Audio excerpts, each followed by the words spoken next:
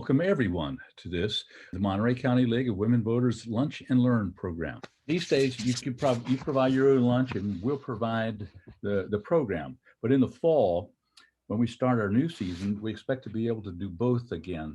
And we're really looking forward to being able to congregate with you all and see you personally. We're really looking forward to that after more than a year of separation. The League of Women Voters is a nonpartisan political organization encouraging informed and active participation in government. It influences public policy through education and advocacy. You're invited to join us, and we are open to all who share our goal to make democracy work for all. Talk to a member or visit our website for more information. We have a special guest for you today, a member of our league. Our speaker will talk for about 40 minutes and then take questions, and Dennis Marr will be asking them for us. So you're welcome to participate by sending your questions to everyone, and by that, by way of your chat button. That way you can see if anyone else has posed the same question or something close, and then you can ask a focused follow-up question if you wish. And now I want to call on our board member, George Riley, who will introduce our special guest today. Thank you, Howard. As the public probably knows, the League of Women Voters are open to men, as you can see. I just want to remind people that. Anyway, it's a real pleasure to introduce Wendy. I've known her for a number of years, and she's just one of those people that has public interest issues in her genes. In her gene pool, I should say. Anyway, Wendy, it's a pleasure to introduce you. And just for a short intro, I want to say that she's the newest board member, supervisor.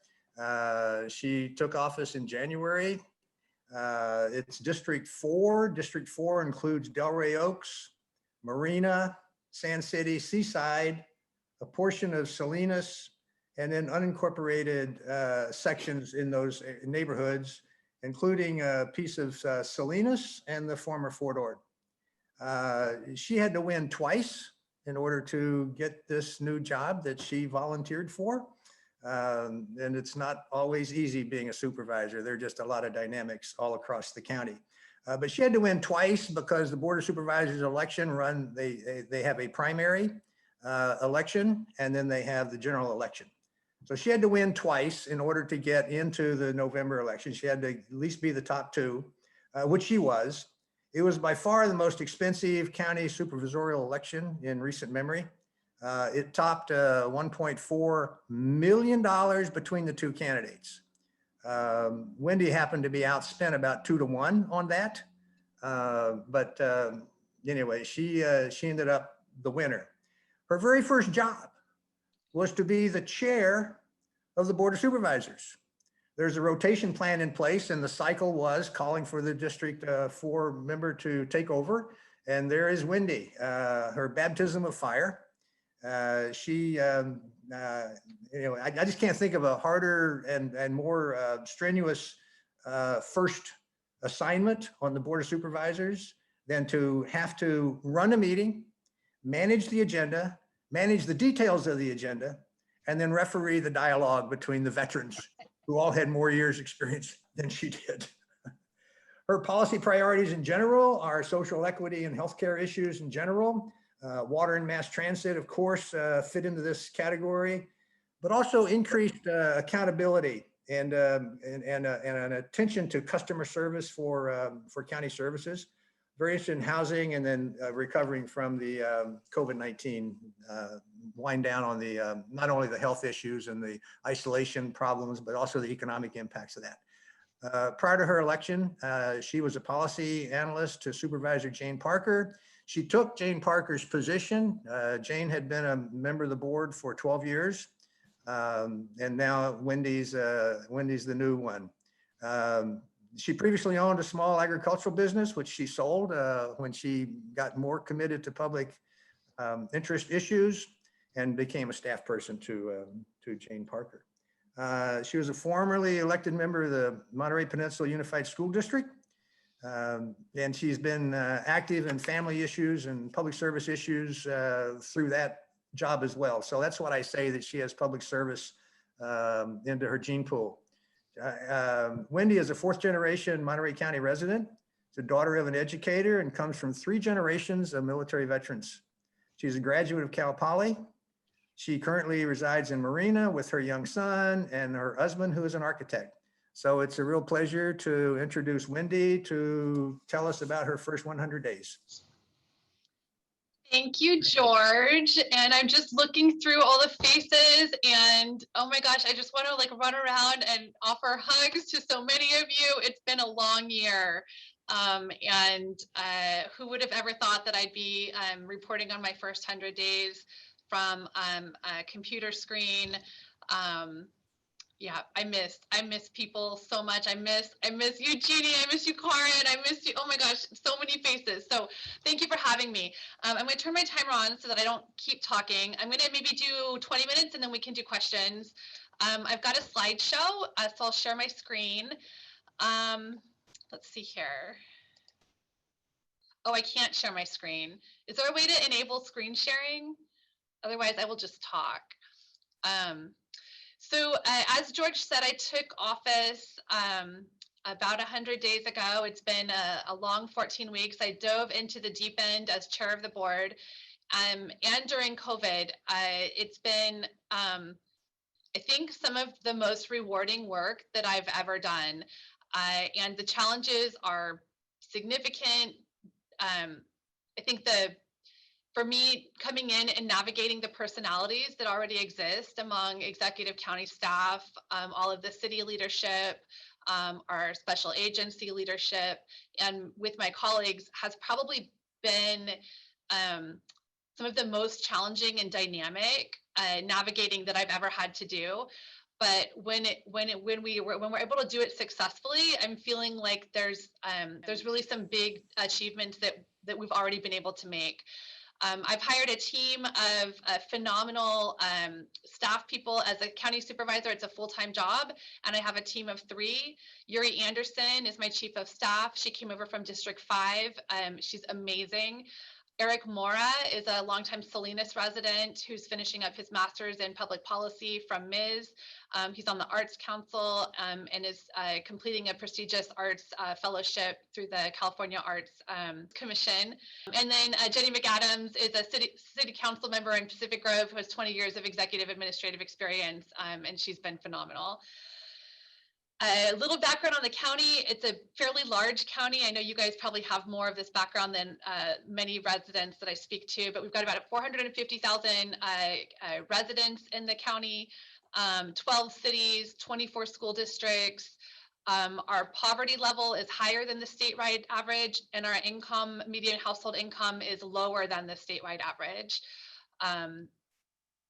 District 4 was already shared, includes a good portion of South Salinas, Marina, Seaside, with all of the land in between.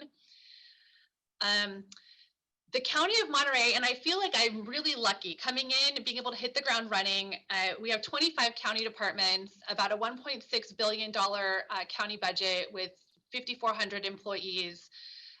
Dealing with everything from elections to law enforcement to agricultural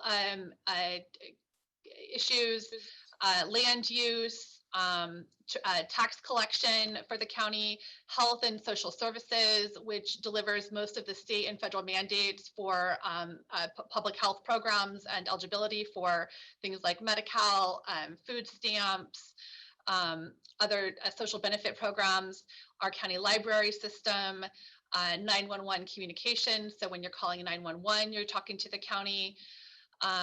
We also have a very active legislative advocacy program, bringing the needs of Monterey County to the state and federal leadership. The breadth of what the county has responsibility for is just significant. And so coming in with a pretty solid grasp of what each of these different departments has mandated responsibilities for has been just a gift that gives every day. And it has allowed me to really kind of just dive deeper and go right into priorities that I have within each of these departments. Committee assignments, the District 4 supervisor, I've been appointed to a handful of pretty significant committee assignments. I was able to, I think in as chair, I was able to recommend some changes to the status quo in terms of committee assignments. However, it was very clear from the beginning that I do sit in the minority in terms of the votes on the board. And so the power structure that exists opted not to disrupt the status quo with my recommendations, but instead to maintain the status quo. Therefore, I was able to inherit all of Supervisor Parker's previous assignments. I've since then navigated a few changes, such as including myself on the legislative committee, and I've got a few more in the works, so stay tuned. But really excited. I'm really pleased with these committee assignments. We've been able to, with Human Resources Committee, we've been able to push some progressive policy for county employees forward already. We're working on our climate action plan with the Alternative Energy and the Environment Committee. Budget Committee, I'm working on a few new communications positions that I needed to be in that committee to advance them. And then Central California Alliance for Health is the other big one that I like to talk about. It's the Medi-Cal managed care plan for the Central Coast region. And Monterey County has about 160,000 of our residents are members of the Alliance, and that's how they receive their health care. My schedule has been so intense. I just like to, throw the calendar on. I've been literally on Zoom meetings from 9 a.m. to 7 p.m. like pretty much for the last 14 weeks. But I make it home for bedtime with my little guy every night, and I haven't missed one bedtime yet. So I'm really proud to share that. We've got a full website with lots of information, lots of additional ways to get involved. All of our commission assignments are listed, information about my staff. In the spirit of Jane Parker's Hot Topics, we're continuing with Wednesdays with Wendy, which is just an online virtual community hour. Tonight, we'll be talking about some of the housing resources that the county has available. If you'd like to request resolutions, we're inviting guests to lead the Pledge of Allegiance at our meetings, information about public comment. There's lots of information there. We've also started sending out an email newsletter. I mentioned Wednesdays with Wendy. In 14 weeks, 100 days, a couple of just of the big wins that I'm really, really excited to share. We were able to divert what potentially was going to be just a massive legal battle between the city of Salinas and the county of Monterey by reaching out to new Mayor Kimberly Craig in Salinas and proposing the first ever joint meeting of the city of Salinas and the county of Monterey board. We had a very controversial item that potentially the county was going to lean in one direction and the city was going to head in a different direction. But by bringing everyone into the same room to share the same information, we were able to set the stage for a decision where ultimately the city and the county were lined up. But even more important than that, I think the signal that we've been able to send to county staff and to everyone within the city and the county government is that you can't pit us against each other. There are things that we do feel strongly about. And in terms of our work on homelessness, we are going to be working together to achieve positive outcomes for our community. We have our second follow-up joint meeting scheduled for April 27th, the end of April, where we'll be talking a little bit more about some of the homeless actions and homeless work that the county and the city are doing together. A lot of my focus and attention has been on advocating for the county in terms of our COVID response and the state allocation of vaccine to Monterey County has been hampered for a multitude of reasons, many of them based in the structural inequities that exist. Monterey County is a healthcare desert, which hampered our ability to get vaccine in the first place when allocation was based on the number of healthcare workers in your community. Later, when it was switched to population-based distribution, Monterey County was again hampered because so many of our workforce are not actually counted. When you talk about seasonal agricultural workers, if you look at our baseline documented population, Monterey County has many more very high-risk residents that aren't included in that count. I'm really excited that we've been able to celebrate some big grant funds coming into Monterey County. especially in District 4. And this was sort of projects that I'd started working on prior to being elected, but that being able to see them through has been really exciting. A $12.1 million active transportation grant that's going to go into Seaside for the Upper Broadway Safe Routes to School Complete Streets project is going to be transformational for the community of Seaside. We also just accepted a $7.4 million grant to our county clinic system, with Seaside Clinic being the host clinic to welcome those funds. I started on Monday afternoons hosting a briefing that includes not just the 12 city mayors, which had been happening, but we included it to all of our city electeds. So all 12 city councils are now invited with their city managers to get a quick update on COVID, to keep everyone aligned in terms of our messaging, and to share the resources that are coming into the county that are really available to everyone in the community. So trying to build some of those relationships and find ways to align the efforts of all of our local governments so that we're working towards common goals, I think has been probably one of the biggest laying the groundwork for how we're going to be able to work together in the future. We're celebrating Women's History Month, and I just have to say, right, like, it wasn't until we started pulling this data together that I realized, you know, there's a lot of women who've walked this path before me, but oh my gosh, like right now, if you look at, you know, who district attorney is our first woman ever district attorney. Mayor Ana Velasquez, first mayor who's ever held the seat in the city of Soledad. Mayor Allison Kerr, Mayor Marianne Carbone. These are the first women who've ever been elected as mayor in their cities. And we still have a number of cities in Monterey County that have never had female leadership, and a number of city councils that don't have any female leadership on them at all. So the number of glass ceilings that have been broken are significant, but the number of glass ceilings and the path that we still need to walk is significant as well, both in terms of diversity and gender, as well as diversity and just across the demographic basis. I wanted to share a little bit about, I'm going to skip ahead here. So, some of the work that we're doing in terms of big priorities that I have. Yes, we need to address ensuring that we have a safe and affordable place, safe and legal place for everyone to sleep at night. And the need to really address the homelessness issue is at the forefront. But I'm not interested in just putting a Band-Aid on the situation that we have currently. We really need to think forward thinking about how are we going to get to the housing goals that are going to address the workforce housing and the low income housing needs that we've failed to provide in Monterey County in the past generation. This is just a graphic from the Monterey Bay Economic Partnership Housing Action Center, where it shares sort of on the one side what we're building today. You know, we're building a lot of high-priced for-sale homes, but what we really need to be building is the affordable, inclusionary, the ADUs, the inclusionary rental, the subsidized affordable. And if we continue to not build those types of housing, we aren't going to have the housing that we need for our workforce, for our families, for our retired senior population. We're doing a great job building our high-priced for-sale homes, but if you look at the comparison here, we're actually over-delivering on that type of housing.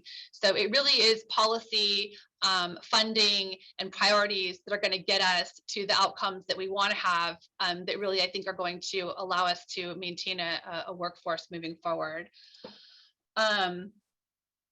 The list of sort of very specific housing policies that I'm working forward with the county. I did propose initially that the county create a new housing policy committee.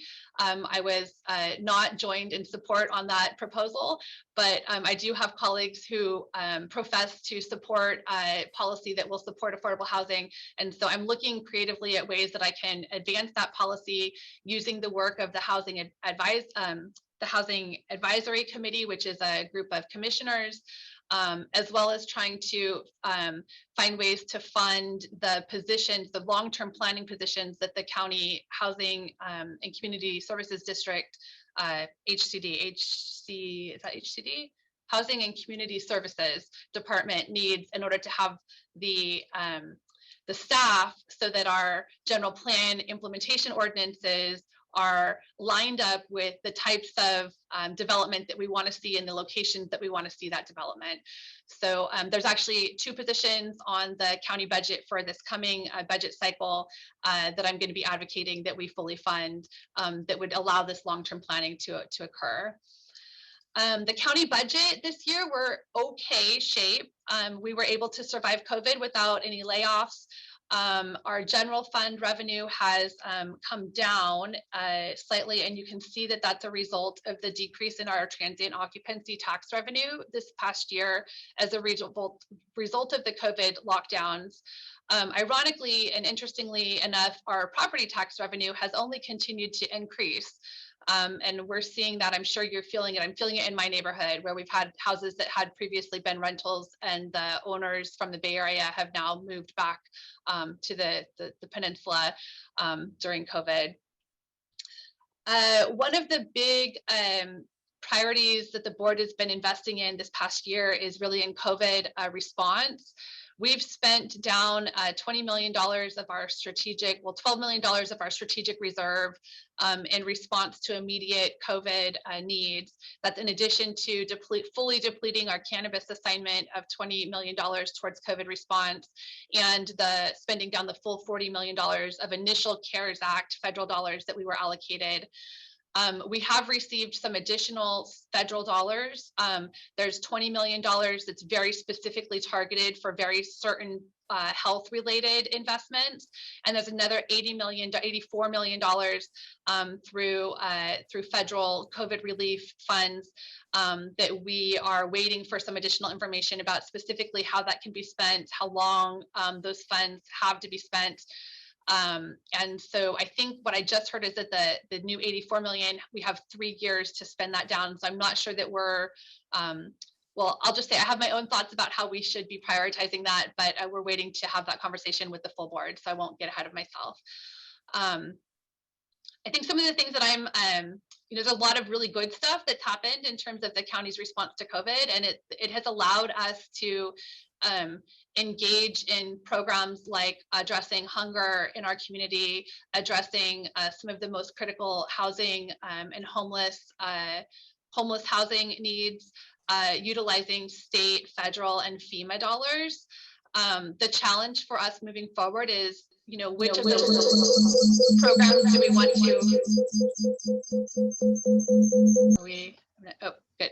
Which of those programs do we want to continue funding? Which of those programs do we want to phase out? Where is the need in the community greatest? Have we really been able to address need in the communities where the need is greatest? And are we, as we move forward, making impact in the ways that the community tells us they have greatest need?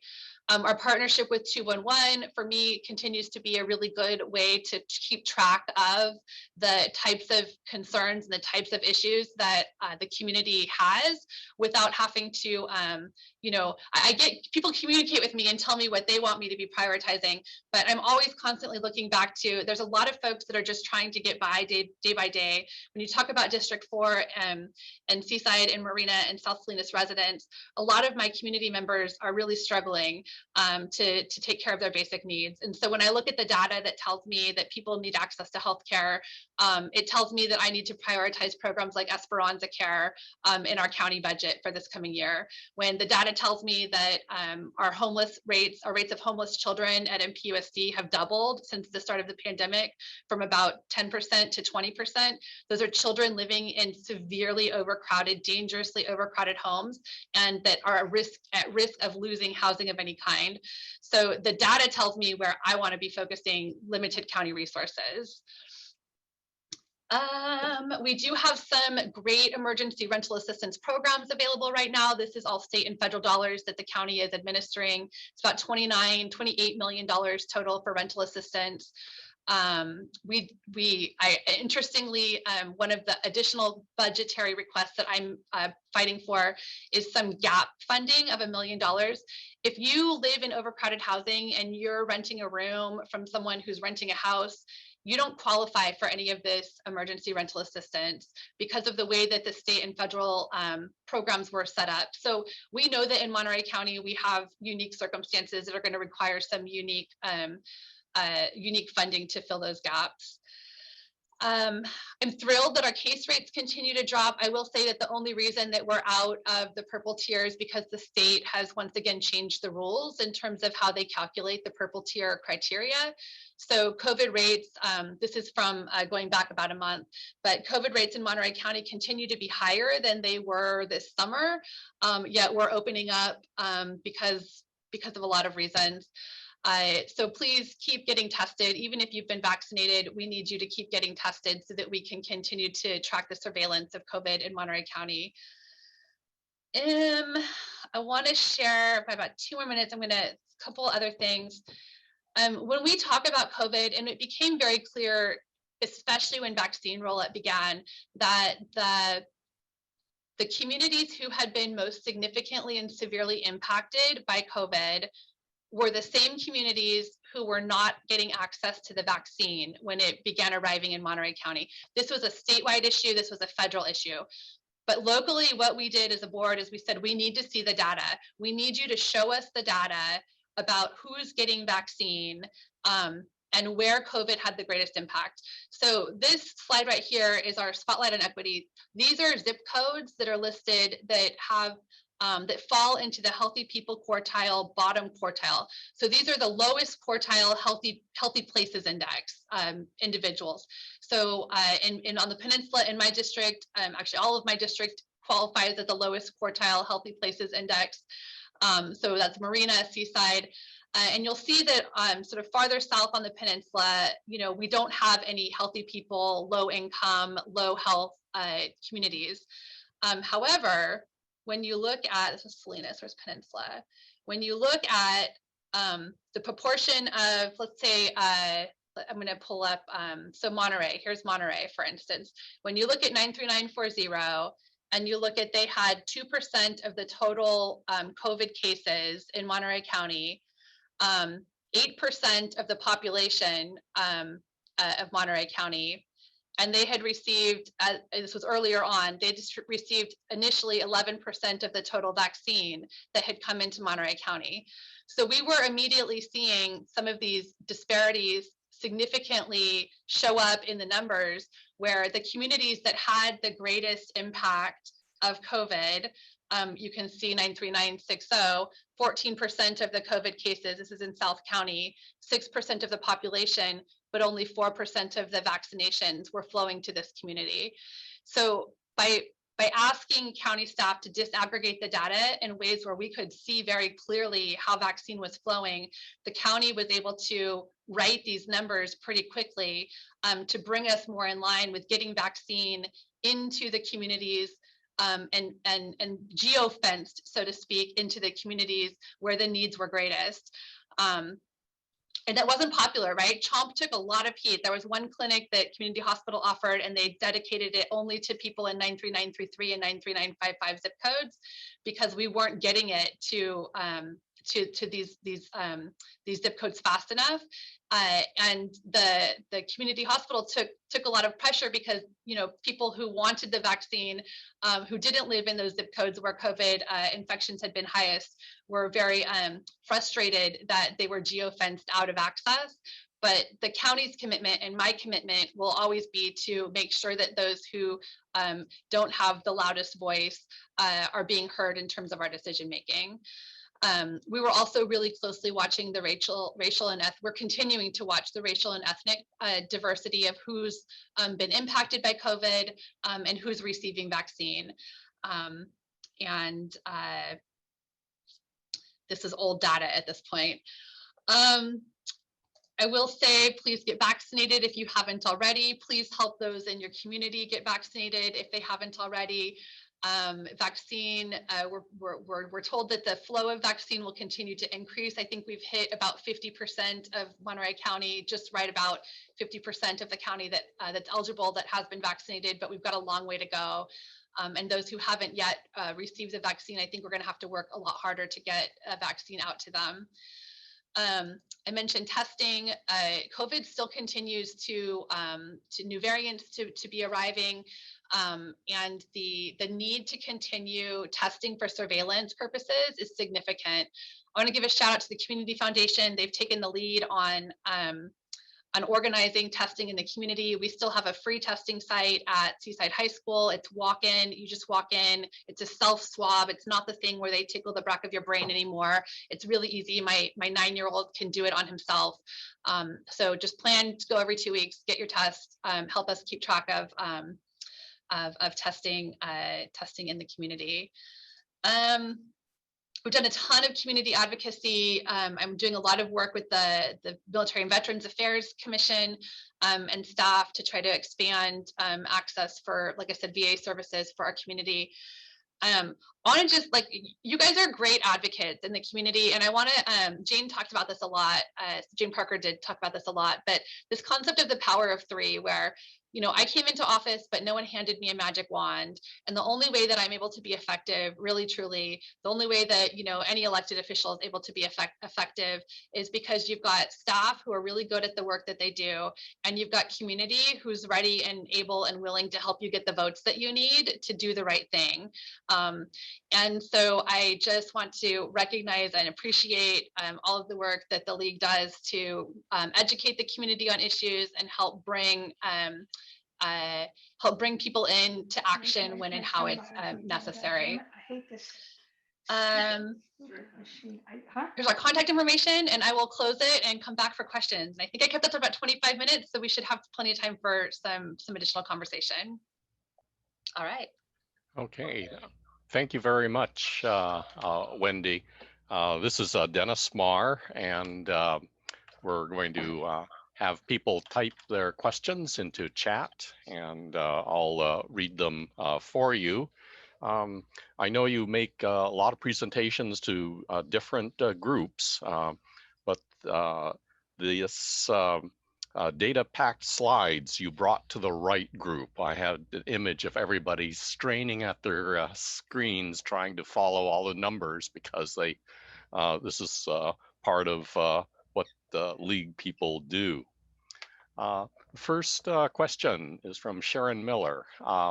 How will county budget priorities be focused on underlying causes of long-term problems like homelessness or unequal policing, rather than on maintaining the status quo, or perhaps even meeting the most immediate needs? How are we going to think about the long term when we're running around trying to fill all the leaks in the dike? Yeah, so I mean, the really unpopular answer to that question is that, you know, the majority of the county budget is based on state and federal mandates that we don't really get to change locally. And so the majority of the county budget will continue to be based on maintaining a status quo that the state and federal legislation and policy dictates us to do. There are some limited dollars available. I think it's, you know, our general fund is less than 500 million, and what's actually discretionary of that is closer to 250 million. And what's not being utilized for, you know, the maintenance of effort operations that we're required to fund, and other mandates that are unfunded mandates that we're required to fund, brings us down to a very small amount of discretionary dollars that we can use to get in front of issues like homelessness and unequal policing. In terms of homelessness, for me, that comes to filling those two planning positions that we have that are working on the housing policy and the general plan implementation ordinances. We need about, it comes to, I've got a list here. It comes to allocating $1 million of emergency gap rental assistance to fill the needs that aren't being met by the state and federal programs. For me, it comes to asking Community Hospital and SVMH to add funding to the $2 million that Natividad is already committed to for Esperanza Care, which is access to basic health care for our remaining undocumented. It looks like, for me, including funding for county communications that has on-staff capacity to translate all of our communications into Spanish in a timely and accurate manner, which ironically, we don't have currently, if you would believe that. And when it comes to COVID and emergency communications, we're oftentimes the county's responsible for providing life-saving information to the community. And we don't currently have that communications capacity in-house. So I would like to see us have that so that we can reach people with information that they need about how to access the state and federal programs that they already have available to them. I've got a list of about 10 or 15 things here that I'm going to be focused on in terms of budget requests to the county. I don't have votes for all of these things. One of them, waiving the parks fees for all of our children. Kids have suffered tremendously this year. I think, maybe not suffer, but they've experienced a lot of hardship. And so anything we can do to get our kids back outside and playing with each other is going to be important. I'd be happy to share my list of priorities with you all, and anything that you're able to do when I take it back to that slide about community engagement and elected officials. Without 3 votes, I can't do anything to get the things on my list done. So I'm going to advocate, and I'm going to talk about them, and I'm going to talk about why they're important. But the real honest answer is we have a very limited amount of local dollars that we can use to get in front of some of these big structural issues of poverty.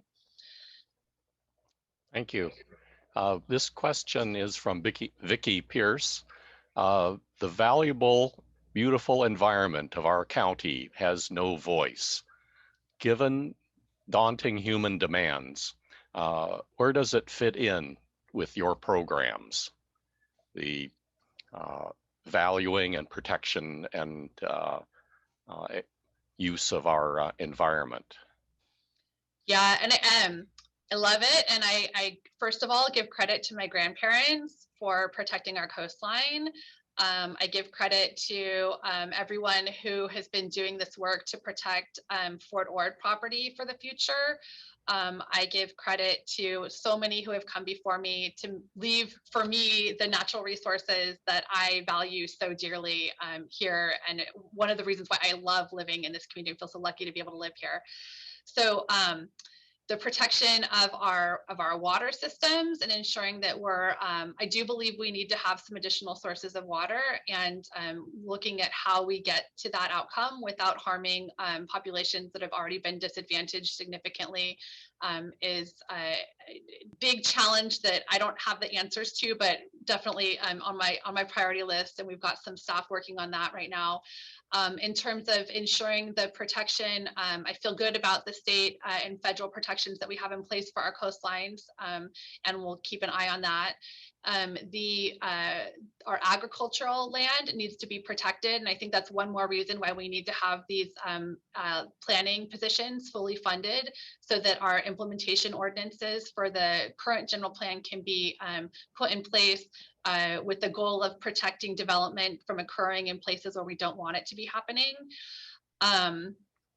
The Fort Ord property, the county actually has quite a bit of Fort Ord property that I think is actually we've won some big battles in previous years in terms of stopping inappropriate development on that Fort Ord land. However, that land is not safe as it currently sits in the county asset portfolio, and I would like to see some additional efforts made to, whether it's getting that land out of the county's hands so that it's not a conversation for future development.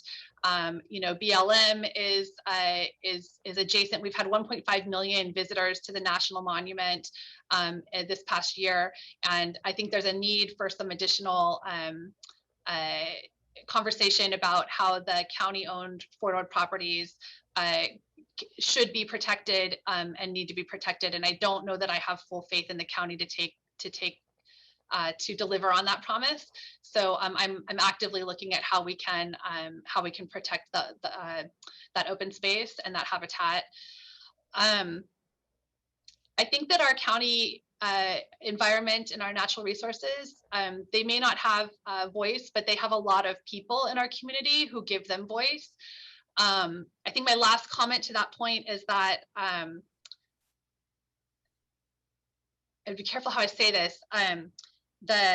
The work that the community has done to fund, to use legal methods to fight for the protection of our natural resources have been effective, and continually guide decisions. The county will oftentimes, I think, consider threats of litigation in terms of decisions that they make moving forward. And so the voices that exist through community advocacy work are significant, and they're heard, and they do have significant impact on what happens to county to county land and to natural resources. So I was a little cryptic in my response to that, but I do think that the voices that have been utilized are indeed effective and need to be continued to be supported. Thank you.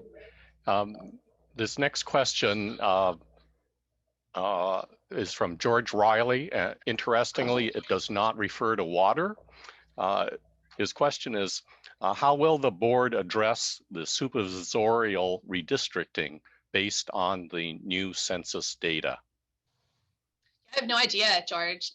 We do have, I think they set aside $400,000 in our budget to fund redistricting, but it's not something that we've had a conversation about at all. And I don't know. I mean, it's on the radar. We know that we're going to need to work on it. I think we're waiting for some additional guidance about what the timelines are and what the data is. I have not seen the data if it's been available yet. It's not been presented. Thank you. This next question is from Janet Brennan, whose hobby is reading government documents. Who is currently responsible for the county planning process? I don't know if I understand the question, Janet. Janet, do you want to unmute and ask it directly? Sure. It's unclear who's, I think we know who the planning director is, but Mike Novo is participating in the process. He's the old Carl Home. It's very confusing who's on first at this point. That's the intent of my question. Okay, got it. So staffing question. So we did take the resource management agency, what had been the resource management agency, and split it into two separate departments. Mike Novo came in to lead what's currently called the Housing and Community, I'm totally messing it, I'm butchering it. It's Housing and Community Resources or Housing and Community Development Department. So Mike Novo is an interim director of that department currently. Then we split out Parks, Public Works, and Facilities into a separate department. And Randy Ishii is the director of the Parks, Parks, Facilities, and Public Works district.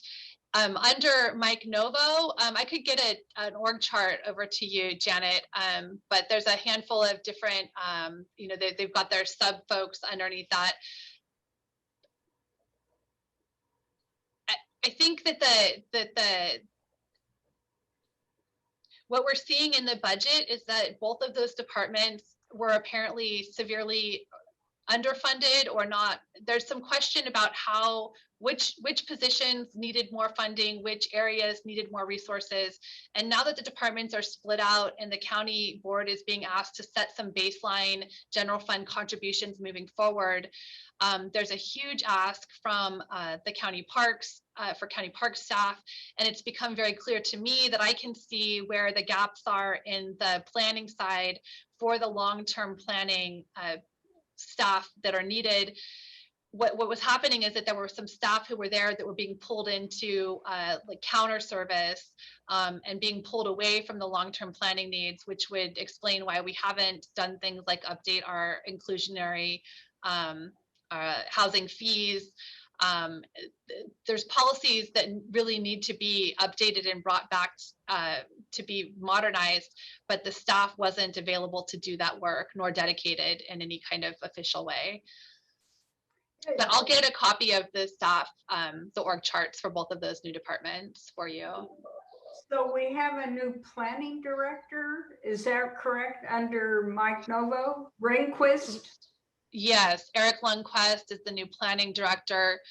And I'm gonna be super honest, right? So District 4, where I have 5 cities, most of the land in District 4 falls within an incorporated city.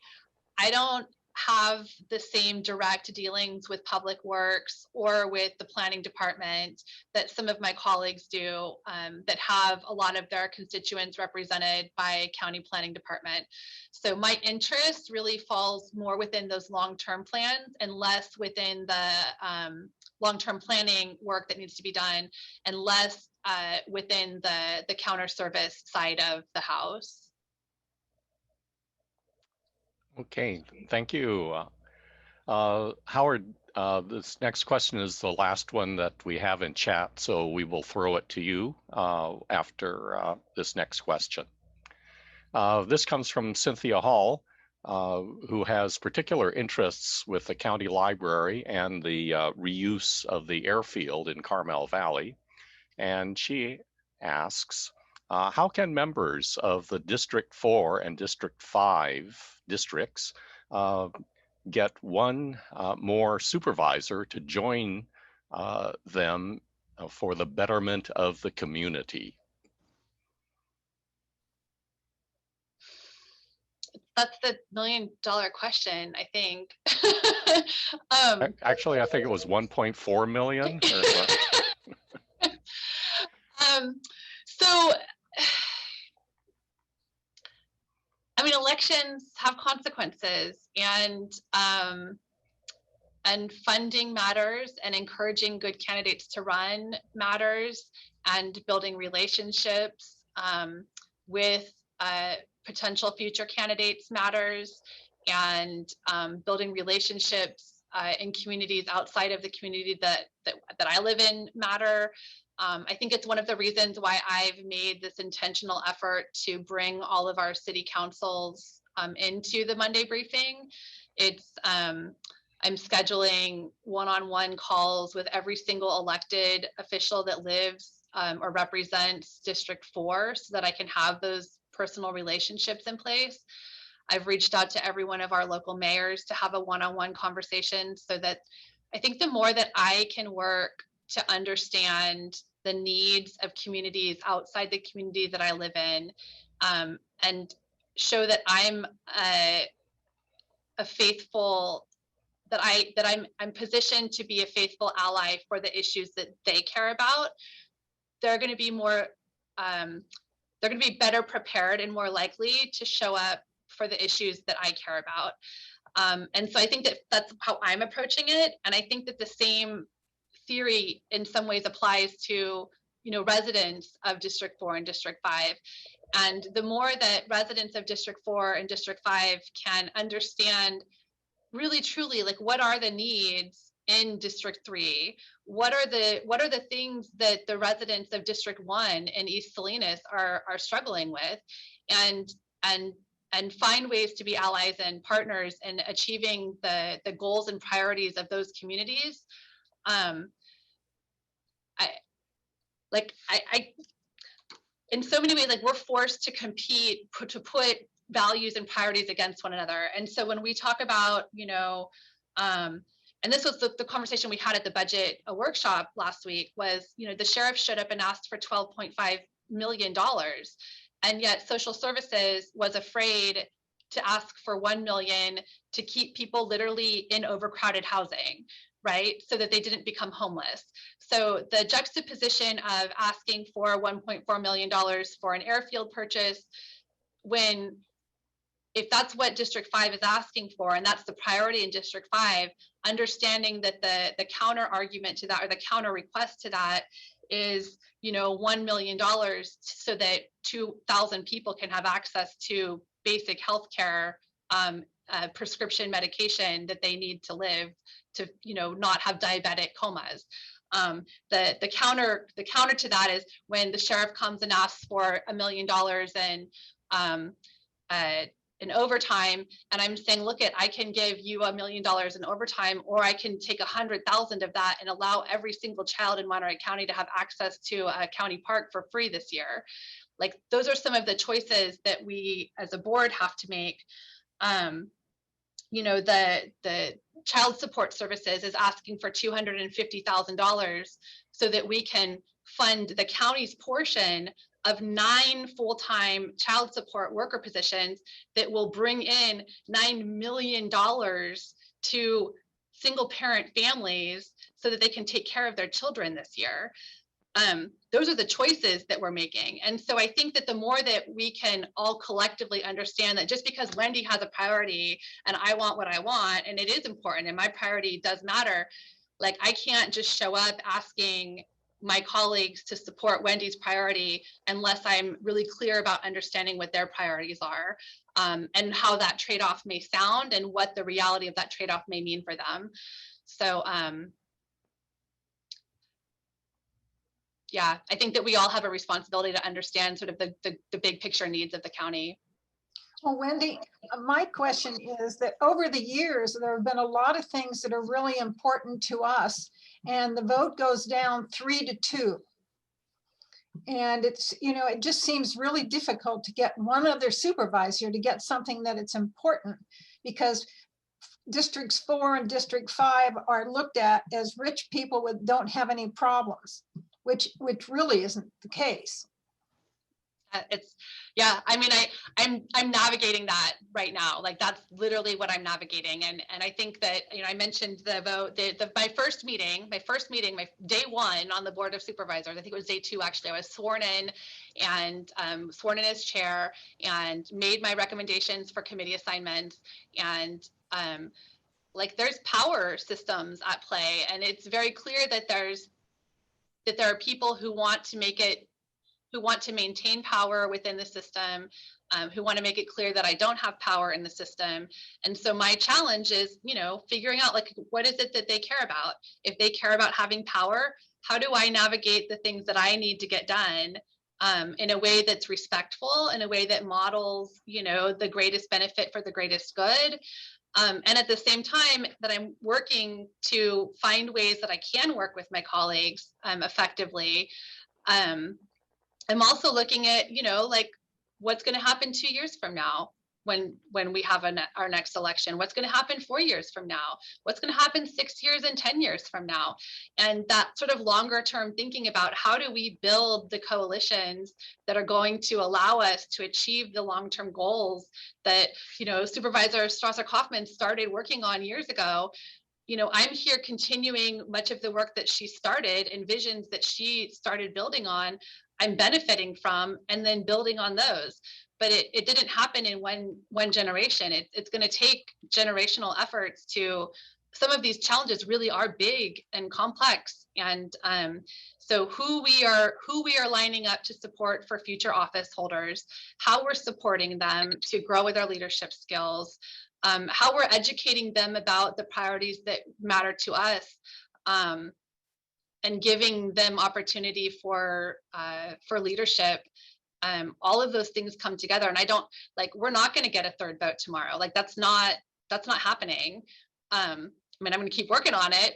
And I, you know, when I talk about trading some of these committees, like, that's part of how I'm getting there, right? Like, I'm offering to give up things that I care about in order to get things that I think have a bigger positive goal to them. And I'm willing to do that, right? That's the game that I'm here, and I'm going to have to play it a little bit, but I'm not going to compromise my values along the way. And sometimes that means that I'm not going to be able to get that third vote. But I think we're playing a longer game. I think our game, it's not just the next 3 chess moves, it's the full game of chess. Well, thank you, Wendy, for this wonderful inside the board look. Supervisor Askew, thank you so much for your time and your explanations of a very complex, three-dimensional game of chess that you're playing there. It's quite a challenge. We know that, and being the new person on the block doesn't give you a big standing right now, but you'll earn that. It'll come with time, I'm sure. Thank you so much. Thank you all for attending this. We really appreciate that. Next month, we'll have our call to meeting preceding our lunch and learn. So you all bring an interesting lunch for yourselves, and we'll provide an interesting learning session where we'll all be huddled together to hear some rather humbling explanations of what happened 30 years or so ago in Monterey County on the coast. So it should be an interesting conversation. So thank you all very much for attending, and I will declare our meeting adjourned now. Thank you. Thank you all so much for having me. I could talk for hours, but Sharon, it's good to see you. Amy, oh my goodness, hi. I just have to say hi to all the people. I miss people.